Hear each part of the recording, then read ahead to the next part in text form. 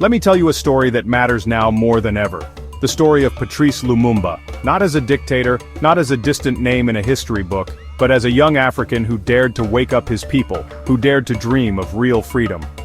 On June 30th, 1960, Congo broke free from Belgium. That same day, Lumumba stepped up, just 34 years old, standing before the kings and presidents of the world.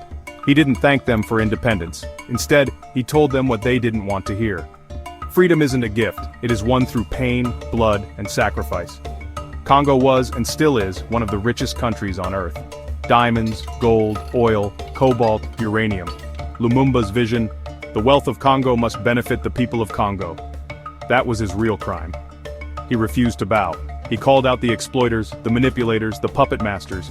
When Belgium tried to split Congo apart and the West looked away, Lumumba didn't turn to the Soviet Union out of love for communism. He did it because he was desperate, because he wanted his people to survive. And that's what signed his death warrant. On January 17, 1961, only 7 months after independence, Lumumba was captured, tortured, and killed. Not just by outsiders, the CIA and Belgium, but with help from collaborators at home. They didn't just kill his body, they tried to erase him completely, dissolving his remains in acid. But you can't erase fire. Look at the Congo today, over $24 trillion in resources. Yet millions still suffer. Children dig for cobalt with their bare hands. Rebels and companies fight over land while the people bleed. Why? Because the old powers never left. They just changed tactics, using fake peace, corrupt leaders, and sneaky deals.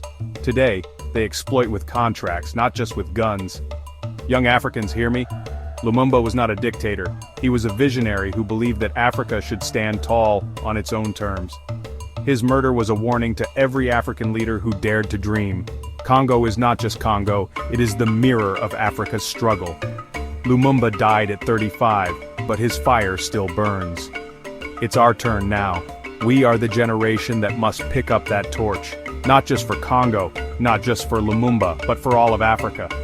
This story is not over. Let it inspire you to rise, to remember, and to reclaim the future that's rightfully ours. #Lumumba, #Congo is bleeding, #Africa, rising, #Wake up Africa, #Reclaim more destiny, #Truth tellers, #Pan-Africanism, #Stop exploitation, #Revolution of minds.